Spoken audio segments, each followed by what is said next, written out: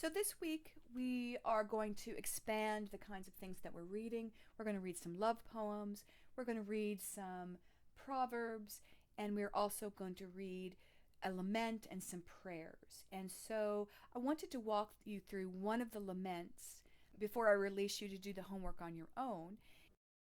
Keep in mind that even though we have done some of the homework together, that you do still need to read through your pre-reading activities, and you do still need to read through your source document activities, because I'm not hitting everything. I'm just kind of hitting the highlights before you go off and do the homework on your own. So we're going to read together the lament for the city of Urim. So if you can turn there. And it reads this way: O city, the lament is bitter, the lament made for you. Your lament is bitter. O city, the lament made for you. In his righteous destroyed city, its lament is bitter. In his righteous destroyed Urim, the lament is bitter. The lament made for you. Your lament is bitter, O city, the lament made for you. In his destroyed Urim, its lament is bitter. How long will your bitter lament grieve your Lord, who weeps? How long will your bitter lament grieve Nana, who weeps? O brick-built Urim, the lament is bitter, the lament made for you. How long will your bitter lament grieve your Lord, who weeps? How long will your bitter lament grieve Nana, who weeps? O city, your name exists, but you have been destroyed. O city, your wall rises high, but your land has perished. O my city, like an innocent ewe, your lamb has been torn from you. O Urim, like an innocent goat, your kid has perished. O city, your rights have been alienated from you. Your powers have been changed into alien powers. How long will your bitter lament grieve your Lord who weeps? How long will your bitter lament grieve Nana who weeps? Together with the Lord whose house has been devastated, his city was given over to tears. Together with Nana, whose land had perished, Urim joined the lament. The good woman, Ningal, Nana's wife, bitterly weeps, to cause Nana uneasiness concerning his city, to give him no rest concerning his land, approaches him for the sake of his city. She approached the Lord for the sake of his house. Bitterly she weeps.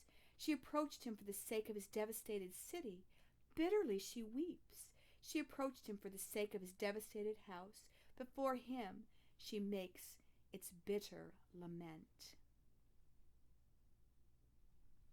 Now, I wanted to contrast that with a lament that we find in the Bible. And so I found Psalm 137, and I want to read that. It is also a lament. And so what I'd like us to do is to compare and contrast the two laments. Psalm 137 reads this way: By the rivers of Babylon we sat and wept when we remembered Zion. There on the poplars we hung our harps, for there our captors asked us for songs. Our tormentors demanded songs of joy. They said, Sing us one of the songs of Zion. How can we sing the songs of Zion while in a foreign land? If I forget you, O Jerusalem, may my right hand forget its skill. May my tongue cling to the roof of my mouth if I do not remember you, if I do not consider Jerusalem my highest joy. Remember, O Lord, what the Edomites did on the day of Jerusalem's fall. Tear it down, they cried, tear it down to its foundations. O daughter of Babylon, doomed to destruction, happy is he who repays you for what you have done to us, he who seizes your infants and dashes them against the rocks. Wow, that's a pretty intense lament there, found in Psalm 137. I have some questions, and I'm going to walk you through those questions, and hopefully the rest of the prayers and laments you can do on your own. This is just to walk you through one of them so that you know what the expectation is. Question number 1 asks, which god was supposed to protect the city of Urim from being destroyed? And if we look back at the lament, we see that Nana, the moon god, and his wife Ningal are the ones who are supposed to protect the city of Urim. Number 2, according to the poem, has the city wall been destroyed? What has perished? And so when we look back at the lament, the city walls have not been destroyed, but the land has perished. Maybe the land outside the city. It also says that the religious rights have perished. The city's powers have been changed to alien powers. Alien is just a fancy word for foreign powers. Somebody else has taken over. Maybe they were under siege, maybe the land around them where they grew crops was destroyed, and they are now subjugated to a foreign king. Number 3 asks, what's the response of the people of Urim, and what is the response of the God who was to protect the city? And so we know there's a lot of repetition there. They weep. Weep, weep, weep, weep, weep. They weep. And it also says that the gods also weep.